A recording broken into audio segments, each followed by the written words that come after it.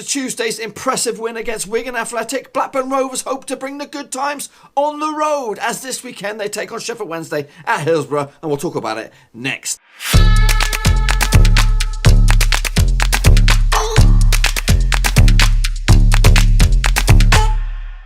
That's right, folks, back once again with another match preview, this time looking forward to Blackburn Rovers' next match in the Championship up against Sheffield Wednesday. We'll get to that in just 1 second. If you're new to the channel, smash your subscribe button to keep you bang up to date with all things Blackburn Rovers related, Championship related, football related, all here under one roof. Now let's jump into the thick of things and take a look at the match in a bit more detail. It does take place this Saturday, the 16th of March at Hillsborough.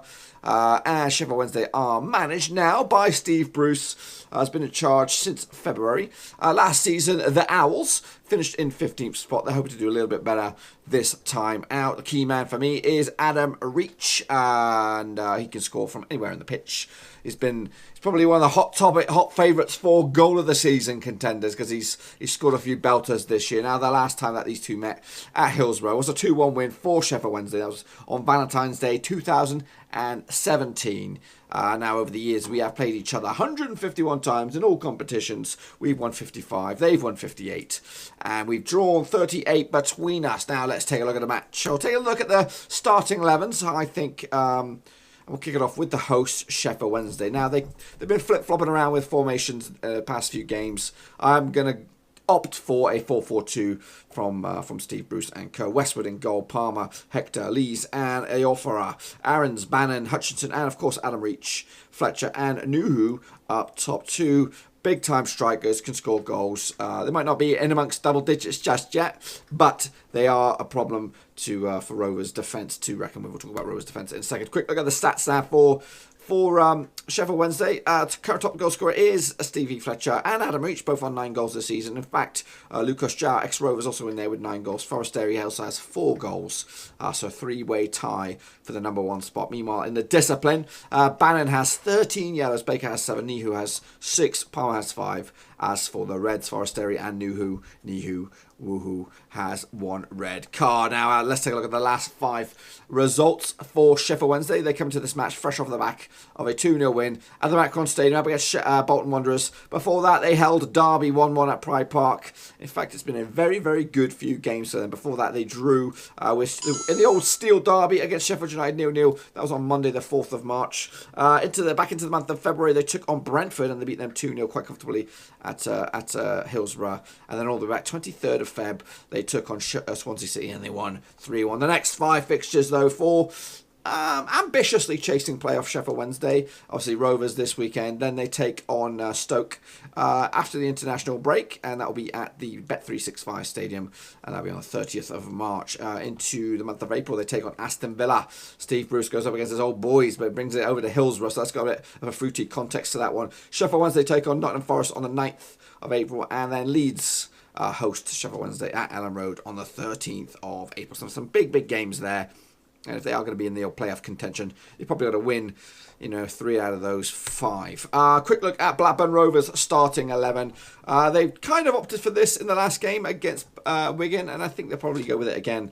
Ryer in goal, Williams, McGlory should be in the heart of defence again after a solid debut. Nyambe as well, making up a bizarre 3-man defence, but so far effective 3-man defence. Bennett should opt on the left-hand side because Amari Bell picked up a niggle. I'm not too sure if he's going to come through in time. Obviously, the games are coming thick and fast. Evans should return into the middle of the park. Travis alongside him, and then Harrison Reed on the right-hand side with Dax supporting Armstrong and Graham. Hopefully, we can get Armstrong amongst the goals because look at this, boys and girls. Dak did add to his tally 15 goals to his season, but Big DG added 2, and he's hot on his heels with 14 goals. Mulgrew has 10. Armstrong still on 8. I could like to see him get into double digits for the season. Quick look at the discipline for Rovers. Smallwood has 8 yellows, Lenihan has 8, Evans has 7, and Bennett has 6. As for the Reds, Williams has 2, Smallwood has 1. Now, the last 5 fixtures is not good reading for Rovers, but at least out of the past 5, we've at least not lost all of them.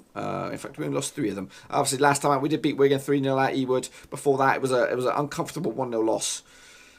Kind of begrudging loss against Preston North End at Ewood on the 9th of March. Before that, we took on Rotherham at the old New York Stadium and lost 3-2. We drew with Birmingham at St Andrews on the 23rd of Feb. That was our last In fact, that wasn't our last away game. And then all the way back on the 17th of Feb, we lost to Middlesbrough 1-0. Now, the next 5 fixtures for Rovers look like this. It's getting a bit more challenging. Obviously, Sheffield Wednesday this weekend. Then it's Aston Villa after the international break. That'll be at Villa Park. Into the month of April we go. Rovers take on Stoke on the 6th of April. That's back-to-back home games. And then we take on Derby as well. A midweek game on the 9th of April before ending their 5-run streak here against Nottingham Forest. At the City Ground, is that where they play? I'm not too sure. What their stadium is called these days. A quick look at the last 6 encounters between Blackburn Rovers and Sheffield Wednesday. And if you look at the averages here, the last 6 in all competitions, in all grounds, Sheffield Wednesday have won at least 50% of them. We've only won 33. And 17% is a draw. So, but last time out that these two sides did meet, it was at Ewood Park, and we did put up a bit of a thriller, 6-goal thriller. 4-2 in the end. But before that, you have to go 1, 2, 3, 4. Before the win for Rovers at Ewood Park. In fact, the last time that we beat Sheffield Wednesday at Hillsborough was all the way back on the 4th of March 2015. So it's a good, knocking on, 4 years since we beat them at their gaff. But there's at least one draw in there anyway. Quick look at the last 6 meetings at Hillsborough between these two sides. Still not pleasant reading for Rovers. We've only won 1 at the last 6. However, 2 of the draws in that 6. Luna's joining me and she's getting all excited about this one. But yeah, the most 2 recent results at Hillsborough have been 2-1 wins for Sheffield Wednesday. And I wouldn't back against that if I'm a betting man. Obviously, Rovers' away form is a little bit woeful. We'll look at that in a second.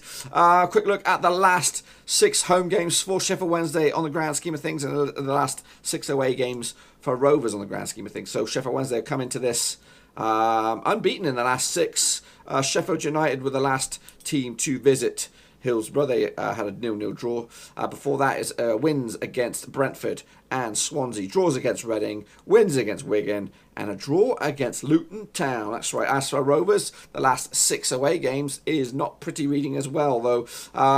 Defeat against Rotherham, draw against Birmingham, defeats against Brentford and Reading.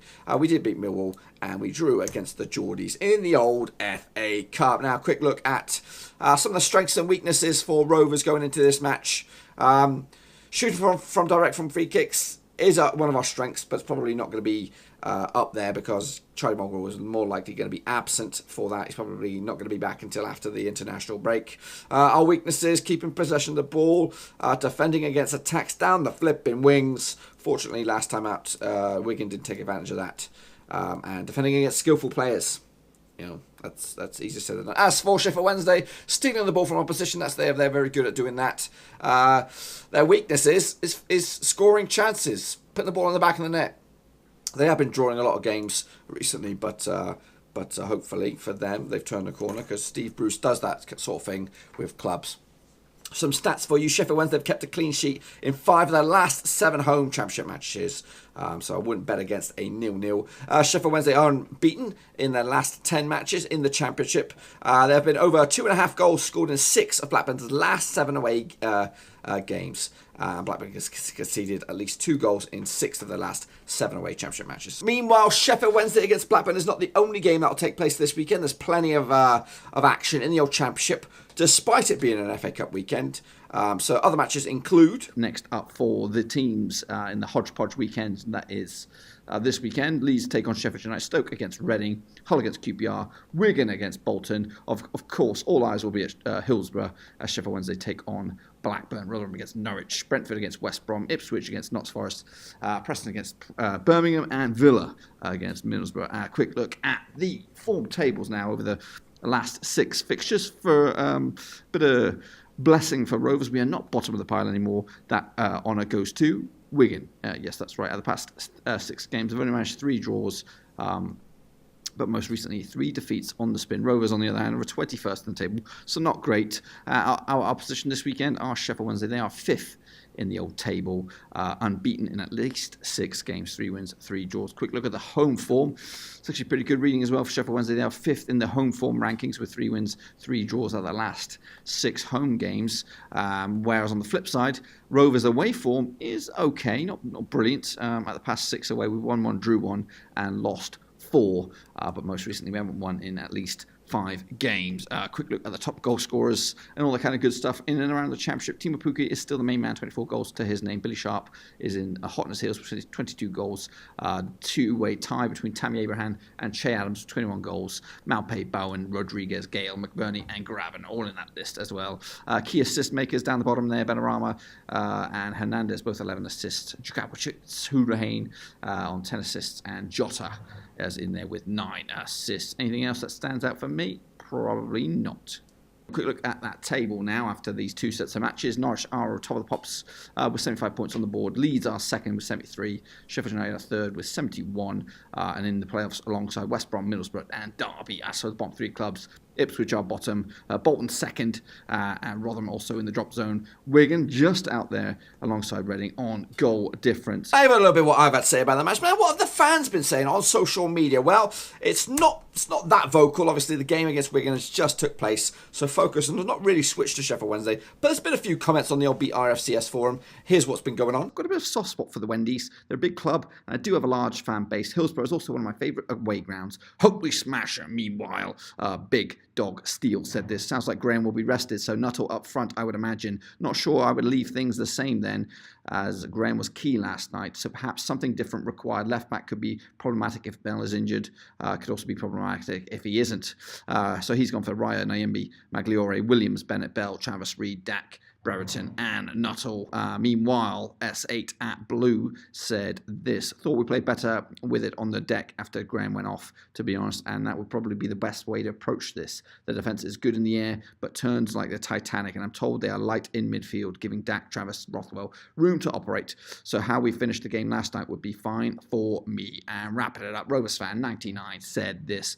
For me, whilst it's not necessarily untrue, it's incredibly harsh to drop Graham for that reason. It doesn't suit him to constantly hoof it aimlessly in the air, as he's far better on the floor than Nuttall. He played a couple of superb passes versus Preston, and in general he links up better than anyone with Dak. It's up to Mowbray and the rest of the team behind Graham to come up with the less brainless tactics to play up to him, rather than the lazy and thoughtless lump in the air, knowing that he makes treasure out of very little at times with excellent hold-up play. I was really unimpressed by Nuttall last night and find the whole Brereton situation confusing on the back of 3 goals in admittedly poor level. Now, over the years, a number of players have played for both Blackburn Rovers and Sheffield Wednesday. Here is a defensive trio. How about this guy, Steve Harkness? That's right, probably more familiar with Liverpool. Not the greatest defender in the world, but he was on the books at both Sheffield Wednesday and Blackburn Rovers. I think he probably had a better spell at Sheffield Wednesday. I don't know, because my memories of Steve Harkness in a Rovers jersey are very minimal. How about this guy? Ex-Sunderland manager, ex-Huddersfield manager, ex-Sheffield Wednesday and Blackburn Rovers defender. That's right, Simon Grayson. He arrived at the old Ewood Park a couple of seasons after the old glorious 94-95 years, but ultimately he was an okay defender. He ain't no Graham Lasso for us. And I think by the looks of that jersey, I'm trying to think, was it prior, was it before, the look of his face? I think he must have played for Sheffield Wednesday prior to Blackburn Rovers. I don't know. If you're aware of his, his tenure, his playing ranking, or where he played first, put it in the old comment section below. And wrapping it up, how about this guy, Tommy Spur? That's right. I don't know where he is these days. Last time I knew, he was on the books at Preston, but I think he's moved on since then. Tommy Spur played a couple of seasons. He was an all right player. He was an all right left back. wasn't phenomenal, but yeah, ultimately he's moved on. Pastures new. He also played for Sheffield Wednesday. Now, if you want to check out a full list of all the players that have played for both Blackburn Rovers and Sheffield Wednesday, check out my old WordPress site, detailed to that sucker, in the old description below. Now, you've heard a little bit of what I've had to say about the match, and you've heard what the fans have had to say about the match. Now, what you really want to hear is what Cast the Cat's got up her sleeve. What she predicted for this weekend's action between Sheffield Wednesday and Blackburn Rovers. Oh, let's take a look.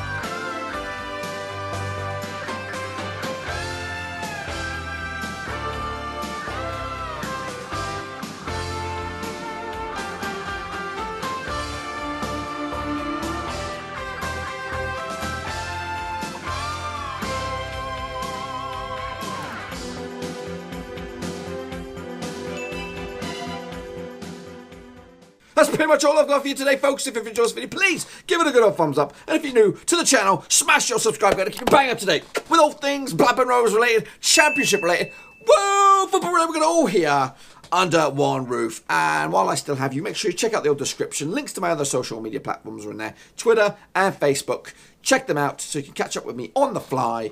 And also, while I still have you as well, make sure you drop your own opinions about this upcoming game, about Rovers season, about Sheffield Wednesday season, down in the old comment section, down below, boys and girls. Put it down there, and we'll have a good old chit chat about it. I want to hear your opinions about what's in store for Rovers at the back end of the season. Are we clear from the old relegation scrap? Are Sheffield Wednesday in a good position for playoffs? I want to hear all your opinions down in the comment section below. We'll have a good old nat about it. Anyway, till I see you again, which will be in this, guys, in an instant match review shortly after the final whistle against Sheffield Wednesday. Until then, thumbs up, subscribe. Thanks again for watching. Please like, share, and most importantly, hit the subscribe button to keep you bang up to date. All things Blackburn Rovers related, Championship related, football related. We've got it all covered right under one roof. And while I still have you, please be sure to check out some of the old videos scattered along here. I hope.